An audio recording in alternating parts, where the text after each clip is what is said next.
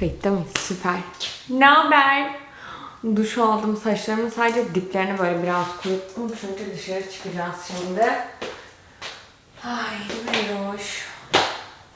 Sen de gelecek mi? Sen de gel anneciğim. Arkadaşlar Bora'yı alacağız. Ondan sonra onun bir market alışverişi var. Onun siparişini verdi. Arabayla duracağız. Marketten onları alacağız. Sonra bir kahve içeceğiz. Harika bir şekilde Cuma günümüzü sonlandırıyoruz. Valla bugün yaz gelmiş gibi enteresan bir şekilde. Nasıl oldu hiçbir fikrim yok. Şunu belime takayım. Hırkamı ben yine bir alacağım. Ne olur ne olmaz. Hava bir anda bozabilir çünkü.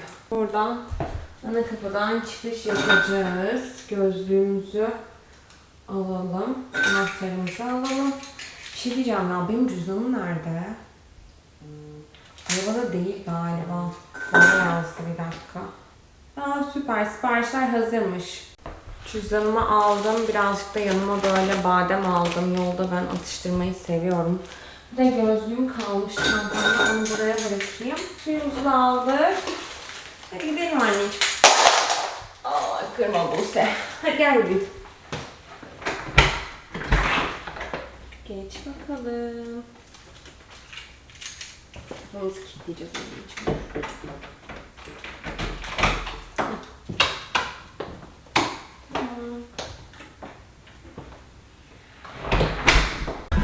Saçlarım aşırı şekilsiz kabardı ya. Nemden dolayı oldu hep.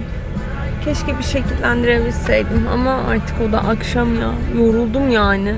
Çekim falan yaptım bir de bugün Tuna'sız. Yeni evde ışık bayağı iyi olduğu için rahat rahat çekim yapabiliyorum. Hani çok kontrole ihtiyacım olmuyor. Ama bu hafta sonu full çekim. Hatta planım biraz aslında onları göstermek. Hani nasıl çekim yapıyoruz, content ben nasıl üretiyorum buradaki markalar için. Onu da biraz sizinle paylaşmak istiyorum. Belki o kısımda beraber bakarız, görürüz. Eğer bir kaos yaşanmazsa planım size çekmek bunu. Şimdi yeşil yandı, devam ediyorum. Bora geliyor. Sana ağlıyor, resmen kokunu aldı Bora. Özleştik. Evlat. Çok kötü bir sivilce çıktı. Uçuk değil. Benim hiç uçuğum çıkmadı bu arada. Ve bunu her dediğimde korkuyorum. Sanki uçuğum çıkacak gibi hissediyorum. Neyse. Bora içeri girdi. Online'da sepete ekleyemediği bir şey varmış. Onu alıyor. Ben de şimdi onun alışverişini almaya geldim. Burada böyle numaralar var. Arabanı park ediyorsun. İçeride senin yerine oradaki çalışan bütün alışverişini topluyor ve dışarıya sadece teslimatına getiriyor. Yani reyon gezmene gerek kalmıyor. Aslında zaman olmadığında çok pratik bir yöntem. Biz çok sevmiyoruz. Çünkü biz market alışverişini seviyoruz. Yani gidelim, reyon gezelim. Biz onu seviyoruz. Diyemezsin. Ters Benim boyuma kısa kaldık. geliyor. Ben böyle... Ters ışıkta kaldık çünkü. Günaydın. Günaydın. Heroş. Arkadaşlar. Ay biz nerede kaldık? Bora'yla market alışverişini almaya gitmiştik değil mi? Evet. Oradan sonra ben koptum, eve geldim. Kendimi pek iyi hissetmiyordum. Bir de Tuna işten erken çıkmıştı. O yüzden eve geldim yani. Kahvemiz yalan oldu. Cumartesi günü de full çekimlerle geçti. Yani 6-7 tane işbirliği çektim. Canım çıktı. Hala çekmem gereken 2 tane video var. Bir tane de ufak bir revize istemişler. Onu tamamlayacağım. Halledeceğiz ya. Tuna bana bir tane almış. Bir takviye almış. Ben çok fazla son zamanlarda böyle onu yapmalıyım, bunu yapmalıyım, şurada koşturacağım, şimdi bugün buradayız, şöyleyiz, böyleyiz. Belki fark etmişsinizdir, biraz yavaşlamam lazım. Gerçekten yoruluyorum yani, böyle anın tadını çıkarmayı kaçırmaya başladım. Nerede? Bakayım. Bulayım bir onu. Bu değil. Bu değil. Bu. Anksiyete ve stres azaltma bir takviyesi Ashwagandha. Ashwagandha ne aşkım? Aşkım. Ne tür bitki? Neyse yani dünden beri birer tane ondan alma. O kadar rahatladım ki, o kadar rahatladım. Sen ne yapıyorsun? Ha? Ay bir saniye. Oda ışığını dengeleyemedi ya. Bu evde odadan odaya geçince bir ışık yüklemesi yaşıyorum. Aşkım. Ben de araba motoru tamir ediyorum burada. Odana mı çekildin? Evet. Tuna'nın setup'ı burada. Hera in aşağı. Hera'ya bakın. O da kendi çapında takılıyor. Evet, bugünkü planımız hiçbir şey demeyi çok isterdim. Ama dediğim gibi eksik kalan videolarımı çekeceğim. Ondan sonra da bugün gelecekler. Bir tane bir adam fiyat vermeye gelecek. Bahçenin çitleri için. Biz bayağıdır dedim bir hafta oldu taşınalı da. Ay bir saniye. Birinin kanalına denk geldim YouTube'da. Onu izliyordum da bir durdurayım. O kadar kafamı boşaltıyor ki kızın videoları. A Homely Idea diye bir kanalı var kızın. Etselenso. 6000 küsür takipçisi var. Ben çok tatlı. Ben seviyorum böyle yeni kanalları keşfetmeyi. Ne diyorduk? Evet, çitçiler gelecek. Bahçenin kapatılması için bir fiyatlandırma verecekler. Ona göre de umarım en kısa zamanda randevu da verirler ve hallederiz. Çünkü çok sıkıldım yani. Bir de Tuna smoker et pişirme makinesi aldı. Öyle mi geçiyordu adı? Ne? Smoker et pişirme makinesi mi oluyor? Et smoker. Et smoker. Aslında Türkiye'de var mı bu? Türkiye'de tam olarak Türkiye'de yapılan bir et tarzı değil. Bu 8 saat sürdüğü için kimse beklemez. Arkadaşlar şimdi size göstereceğim bir saniye. Heroş kucağına al. Ya açtık gidiyor Heroş. Bir şey olmaz. Ay pazar günü aile saadeti. Evet arkadaşlar bir saniye. Oo, kokmaya başlamış et. Evet sonunda o odundan sonra et kokusu çıkmaya başlamış. Gösteriyorum hemen size. Ya şu an merakla bekliyor. Kokular çok güzel. Ağzı sulandı. Burada etler yaklaşık minimum 8 saat falan pişiyor değil mi? Evet. Sen et marine Düşük ettin. sıcaklıkta 200 Fahrenheit'ta ha. Sen et marine ettin. Et chuck roast Ve koydum ve tavuk baget. Baget yaptın. Üzerinde böyle çok güzel yavaş düşük Üstü sıcaklıkta tabii. piştiği için güzel bir şeyi oluyor. Crust'ı oluyor. Meşgul. Ben de ilk defa deniyorum. Bu iyi oldu ya. Haftalık protein şeyimizi yaptık. Yanına bir de şimdi fırına sebzeler atarız. Buraya da atabilirsin. Yok ben airfryer'ıma ya da fırına atacağım. Peki. Değil mi Eroş? Ters ışıkta kaldım. Ha. Öyle ya valla. Güzel geçiyor. Daha henüz yan komşularımız gelmedi. Onlar gelmeden biz çitimizi yaptırmak istiyoruz. Ki şimdi bu çitlerin iki tarafı oluyor tamam mı? Bir güzel tarafı var. Bir de iç tarafı bahçeye bakan. Bu tamamen ev sahibine kalmış bir şey. Hangi tarafını içeri almak istediğiniz. Ben güzel tarafını tabii ki evime baktırmasını istiyorum. Çünkü ben göreceğim onu yani. Zaten evler bu mahallede yerleşim şeklinde hani dip dibe. Bizim eski evde mesela bayağı bir açıklık vardı ama işte onun da artısı var, eksisi var. Ben bundan mutluyum. Daha kontrollü bir şey var yani. Kontrol edilebilir bir bahçe ve alan var. Aşkım ya hava bir tık şey oldu ya, çimenler yeşermeye başladı. Evet. Vallahi. Sulama şeyi geliyor. İşte buranın mesela sorunlarından biri de ön tarafta sulama sistemi var. Aha. Kendi kendine sulamasını yapıyorsan açtıktan sonra arka tarafa kurmamışlar. Biz kurduralım. Ekstra parayla kuruyorlardı onlar da ama biz de kurabiliriz ama şu anlık arka bahçe çok şey olduğu için ve şurada hortum olduğu için bütün burayı yapabileceği için. Gerçi bu arka bahçe minik yani de. Aynen. Aynen. Çok erişilebilir Şey olsa de. da iyi olurdu ama aslında yani. Eski evdeki arka bahçe çok büyüktü. Evet. Ve buranın güzelliklerinden biri ağaç yok. Hiç ağaç Evet yaprağı ya. toplama derdi yok. Diğer evde her yer ağaç. Evet, bir videoda bahçe temizliği yapmıştık o evden, hatırlarsınız belki.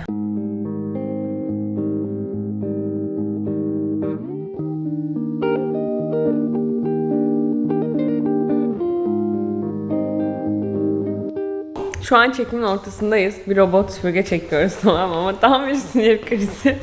O kadar salak sahneler istiyorlar ki.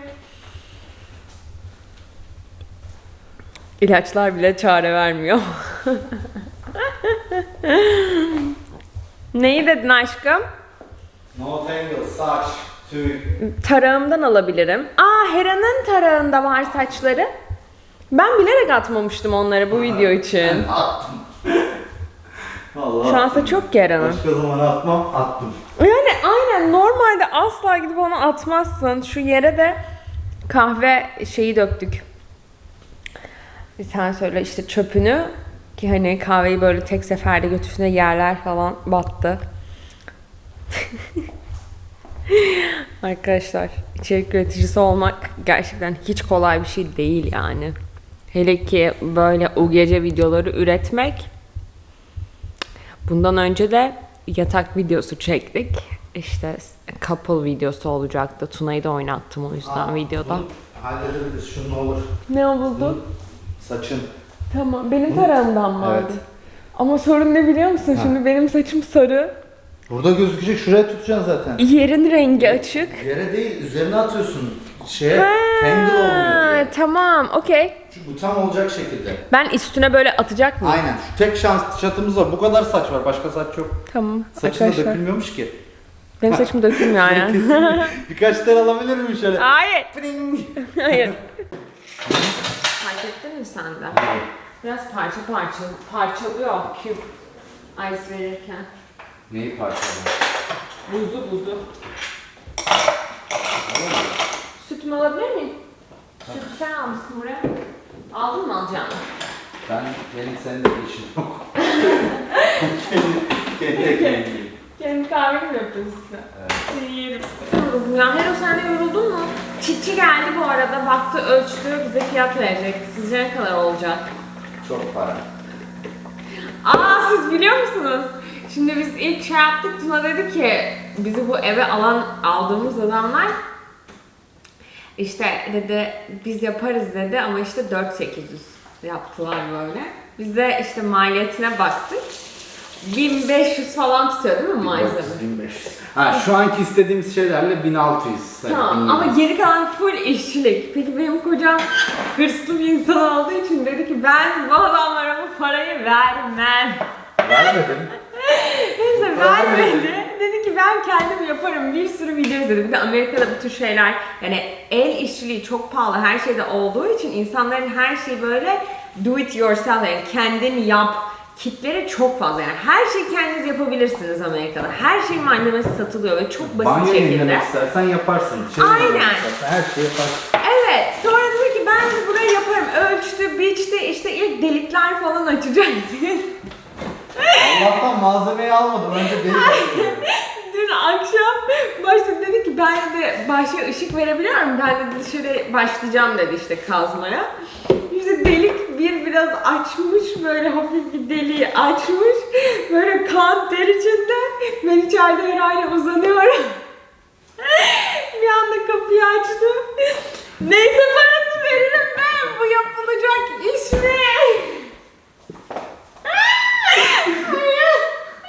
Keşke ama elimde kamera olsaydı.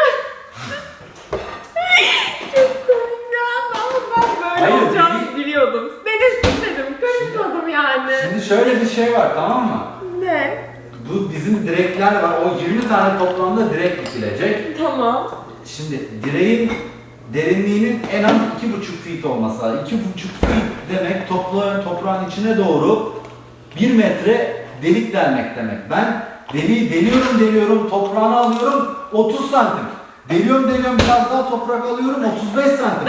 Gitmiyor ki. Ben 1 metre delik nasıl delebilirim ki öyle? Ben 1 metre deliği bir taneyi delememişim. 20 taneyi nasıl deleceğim? Ay aşkım, çabana sağlık diye. Bence de. Ben en azından Sağlık. savaşmadan yenilmedim. Ama ben şeyi merak merak ediyorum. Bu bir evleri yapan adamlar bize 4-800 fiyat verdi ya. Dışarıdan bu işi aile şirketiymiş bir tane, bu bizim oturduğumuz bölgede yapan bir sürü adam var yani. Tuna Google'dan baktı, işte Google review'larına falan baktı, yorumlarına. Mantıklı gelen birini aradı. Şanslı da işte bugün geldi adam. Ölçülerini falan aldı. Bakalım bize mail yoluyla verecek. Bizim istediğimiz çıktı bir tık farklı. Aslında tam değil. Ama üzerine böyle ben bir de bir kapağımsı bir şey istiyorum. Yani kapak değil, ne oluyor işte? Rail yapıyorlar. Yani bir tık daha hoş gözüksün istiyorum. O da toplamdaki fiyata maksimum fazladan $300 falan ekliyor. 150 ekliyor. Öyle mi? Ha. Yani o kadar. Bir şey değişmeyecek yani o yüzden. Muhtemelen öyle. Şu an gelecek şeyler. Peki yapıyorlar mı? Ana tahta rengi mi bırakıyor? Bizim istediğimiz... Stay'ini sormadım. Aşkım ben şu Early American Stay'ini çok beğeniyorum. Aslında ona yaptırabiliriz. Onu da sorabiliriz yani. Tamam. Onu da mesaj atsana adama. De ki... Bir yollasın da içinde stay var mı bunun diye sorarım. Bence olmayacak yollayacağı fiyatta Stay'in ama...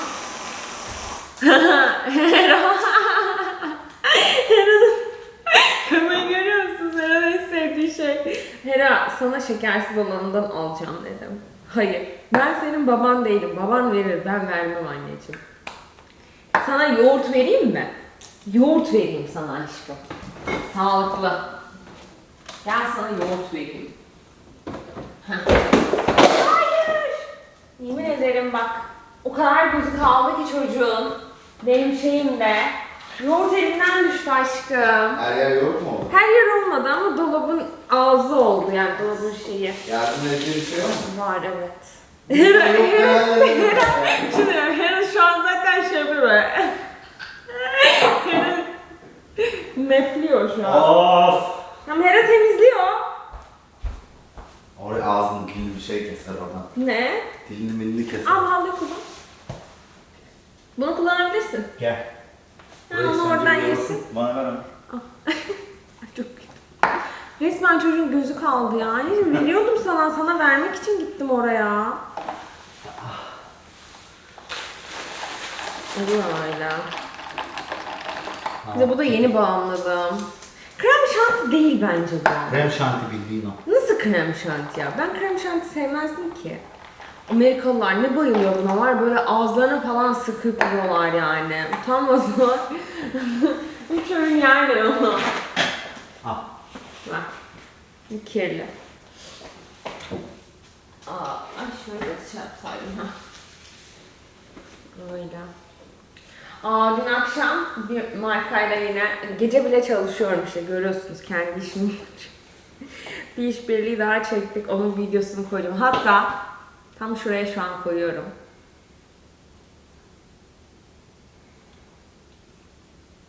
Şu an izliyorlar, bekliyorum. Buraya koydum diye. Stop yaparsın. Yapmayacağım, şu an izliyorlar. Neyse devam edelim. Eğer bitmediyse o devam eder. O kadar güzel oldu ki, tatlı da çok iyiydi bu arada. Bayağı başarılı bir tatlı yaptık bence. Haydi bakalım, hem şu tasmalayalım. Aynen. Tasmasını takalım. Balkonda bir kahve keyfi yapalım ya. Aşkım şu eve taşınma, yerleşme, iş çekimleri falan derken seninle şöyle şurada bir oturamadık ya. Vallahi öyle. Değil mi? Hafta içi zaten ben de diyorum. Aynen, geldiğinde zaten hava kararmış oluyor ama artık hava aydınlanmaya başladı yani. Tasması yapıyorsun.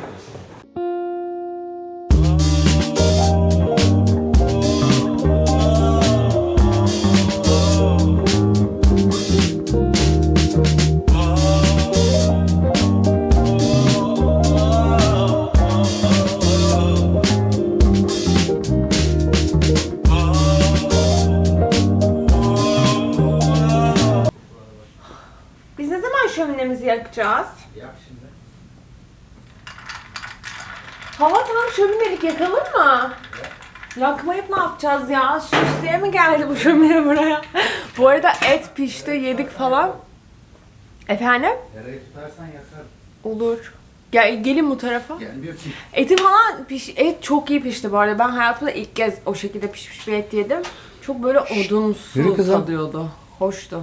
Evet, smoke tadı vardı yani. Aynen. Gel kızım. Gel. Bakın böyle taş vermişlerdi bize istersek kullanırız diye. Şöminin etrafına dökeceğim. Nereye unuttun mu sandın? Bak ne yapıyor diye. Şarjım bitti, onu geri taktım şimdi. Eskiden böyle boşa çıktığımız anda gerçekten hadi hazırlanalım, dışarı çıkalım falan beni böyle çok motive ederdi.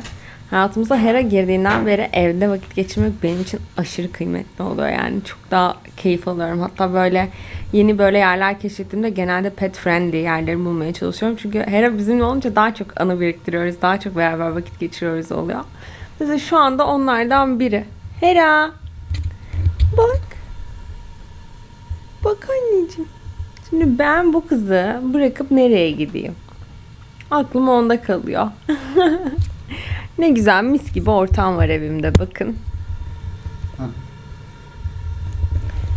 Mis gibi ortam. Bazı anlar vardır ya böyle tam şükür moment. Şu an o andayım. Ay arkadaşlar. Bugüne geldik mi ya gerçekten? Şundan bir ay evvel ev bakıyoruz, işte taşınacağız mı, ay öteki ev satılacak mı, şöyle mi olacak, böyle mi olacak falan diyorduk şimdi. Ya hayat. Ve muhtemelen Perşembe günü yayına girecek bu ama herhangi bir hafta sonunda denk geldiysek iyi hafta sonları keyfinizi çıkarın, sevdiklerinizle, evinizde güzel vakit geçirin.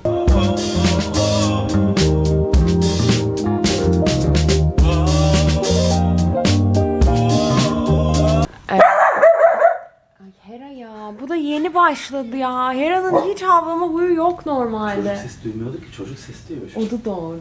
Bizim eski mahallede bir yaşlılar vardı. Kahve. Aşkım kahve bardağını alır mısın? Alırım. Gel kızım. Eski eve gideceğiz.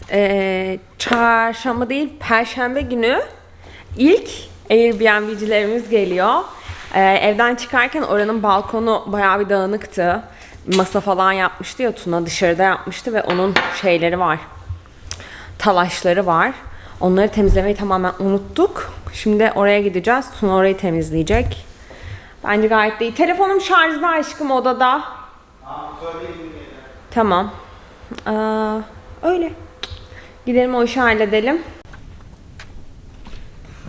Garajın hali. Artık şu kartonlar çıksa da garajımızı bir düzenlesek ya. Ben çok istiyorum. Tertemiz bir garaj çünkü. Burada bisikletlerimiz, aşkım daha maalesef hiç bisiklet sürmedik. Aynen. Uf, daha burada ayakkabılarım var, çantalarım. Ayakkabı çantalara hiç girişemedim. Gerçekten.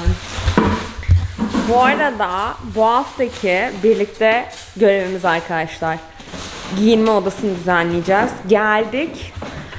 TikTok'ta gördüğüm bir yöntem vardı. Kıyafetleri paketleme, işte büyük battal çöp poşetlerine böyle atıyorum 20-30 tane askıyı böyle içine alıyorsun, kapatıyorsun, direkt gelince asıyorsun. Biz de geldik ve onları direkt içine savurduk. Yani askılarını astık. Ama hiçbir gruplaşma yok, hiçbir düzen yok. Yani hiçbir şey nerede hiçbir fikrim yok. İşte çoraplar, iç çamaşırlar için biz normalde odada bir şifonyer gibi bir şey vardı Ikea'nın. Ben onu burada Tuna'nın hobi odasına koyduk.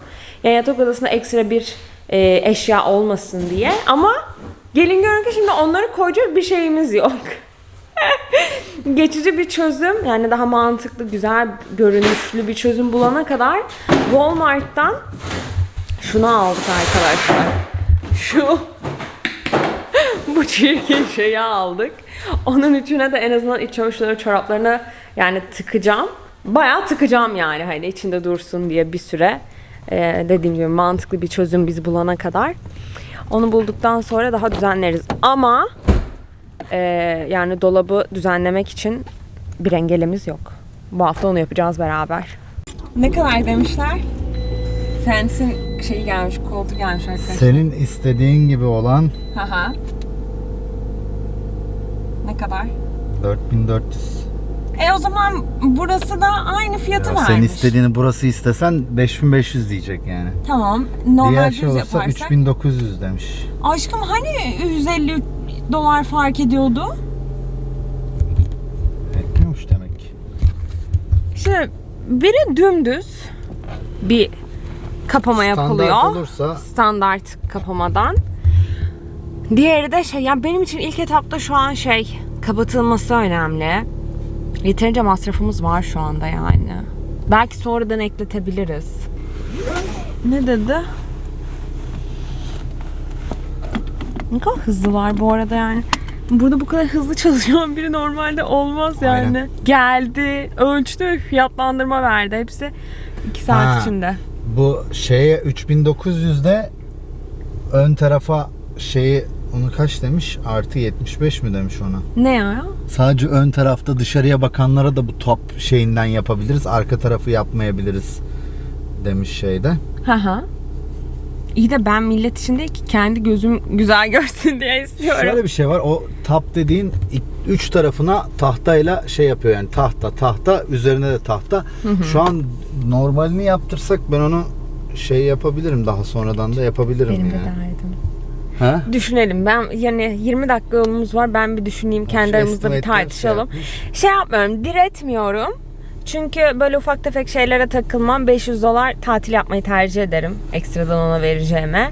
Sonradan kendimizi ekleyebiliyorsak benim için hiç problem değil yani. Hani Neymiş? biliyorsun ben inat etmem öyle şeylere. 17th'in haftasında bitirebiliriz işi demiş. 17th of 9 haftaya halledebiliriz yani şimdi. Tamam, bana zaten hızlı iş lazım ya. Her ayla çok sıkıldım yani. Sen şimdi kadını ara, bir şeyde bir konuşalım. Yolda mı? Pazarlık sünnettir. Ay bir saniye. Ne oldu? Gözlüğüm yok. Aşkım ya. Oraya hemen. Garaj Garaj da açık zaten kapatamamışsın. muhtemelen. Kapatmadım ki daha. Bagajı kapatmamışsın. Bagaj kapalı ya. Hayır, kapatmamışsın. Ha. Bak açık veriyor. Oturmamış. Aradık şimdi. Üstü kapalı olan, yani benim istediğim tarzdaki fiyatı 4400'den 400'e çekmeleri için bir talepte bulundu. 400'e çekemezler. 4000'e. Pardon. 4000. Şimdi belki. Keşke. Neyse, şimdi 4400'ü 4000'e çekmeleri için istedik. Ki 400 lira arkadaşlar yani sonuçta. Para ağaçtan toplanmıyor değil mi yani? Onların da işine gelir şimdi. Adam dedi bir bakayım. Tekrardan hemen arayacağım sizi dedi. Ha, ben dedim Bekliyoruz. başka yere sormadım. Sormak Aynen, da istemiyorum, ilk gelen uğraşmak adam da yani, istemiyorum. evet. Düzgün de bir insansın kardeşim. Bence de. Elin yüzün düzgün senin.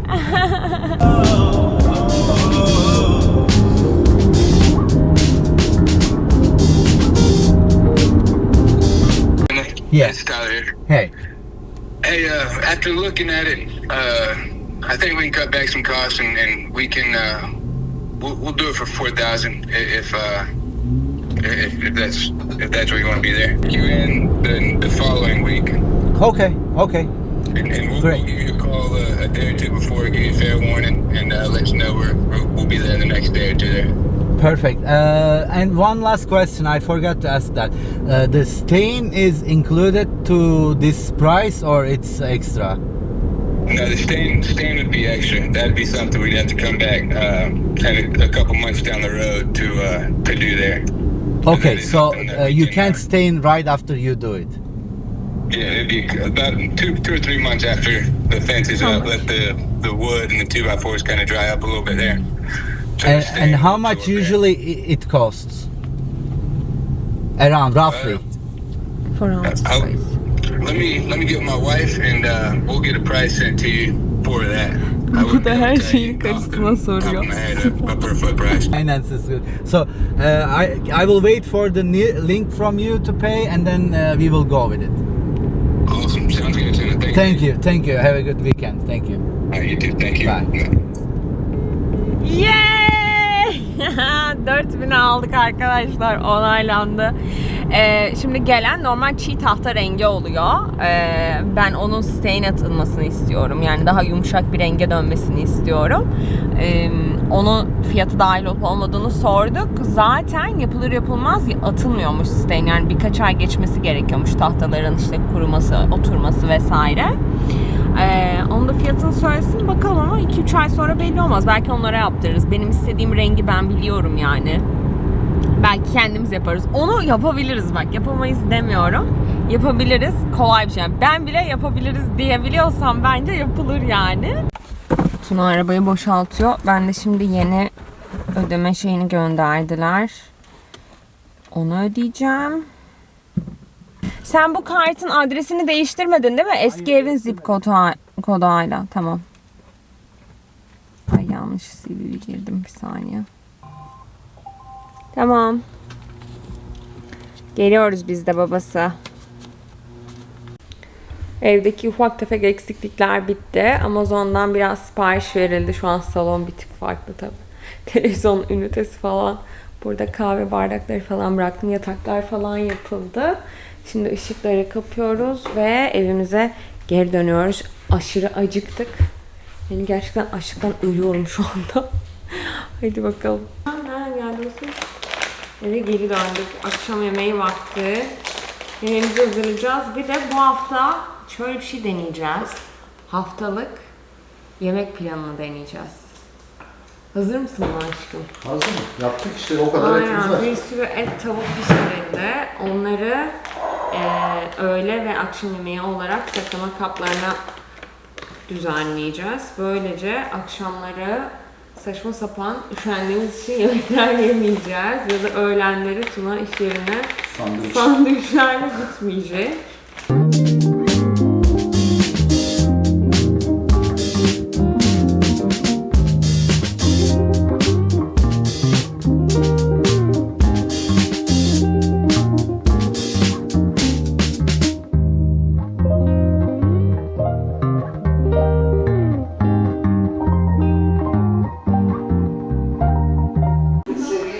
Arkadaşlar sebzeleri hazırladım. Biber, brokoli, mantar. Şimdi fırına atacağım bunları.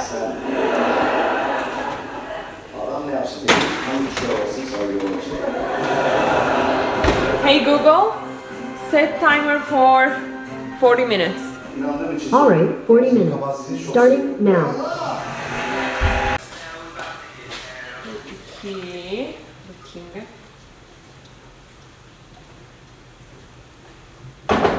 Yanlış.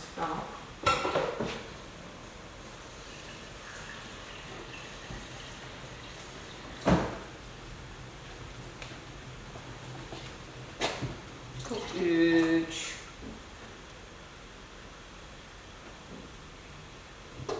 Bence 3 okey aşkım. Ha, okey, 3 koy. Arkadaşlar yemeklerimizi hazırladık. Paket yaptım. Dolaba yerleştirdim. Onları yaparken çekemedim artık, bu kadar. Bir an önce bitsin istedik ki. Ama bence bütün hafta için kolay olacak. Ben bu konudan çok mutluyum. Eğer sıkılmazsak gerçekten hem daha sağlıklı beslenebileceğiz. Hem de her gün bugün ne yiyeceğiz gibi bir derdimiz olmayacak. Akşamları yine bir tık daha eğlenceli bir şeyler yapabiliriz hani. Değiştirebiliriz tabii. Ama özellikle öğlenleri Tuna olmadı mı benim çok yemek yapasım gelmiyordu. Öyle geçiştiriyordum. O da akşamdan yemek yapmayı üşeniyordu. Öğlenlerine genelde ya sandviç ya bir şey almaya başlamıştı. Bunu bir kırmak istedik. Bence süper olacak. Ben umutluyum. Siz yapıyor musunuz böyle haftalık yemek planları ya da haftalık böyle pişirip sonra gün farklı bir şekilde karıştırmayı? Şimdi yani sebzeleri mesela bir kapta topladım. Protein olarak işte etimiz var, tavuk var. Bence gayet makul. Öğle yemeklerinde nohutlu pilav koyduk. Akşamlarına muhtemelen ya işte patates püre, fırında patates olabilir. Ne bileyim belki biraz makarna olabilir. İşte pilavdan yine olabilir. Bence gayet iyi olacak yani. Meyveleri de minik paketledim. Onları da her gün böyle almamız gereken kadar saklama kaplarına koydum. Onları da insan bazen şey oluyor ya, yıkamaya üşeniyor yani hani dolapta durunca öyle. Bir yandan hem hiçbir şeyin bozulmaması için de süper oldu bu. Bakalım, sizleri kocaman öpüyorum. Videoyu buraya kadar izlediyseniz beni takip etmeyi unutmayın. Bir sonraki videoda görüşmek üzere. Planım gardırop düzenlemek. Takipte kalın, zile basın ve bir sonraki videoda görüşmek üzere. Hoşça kalın.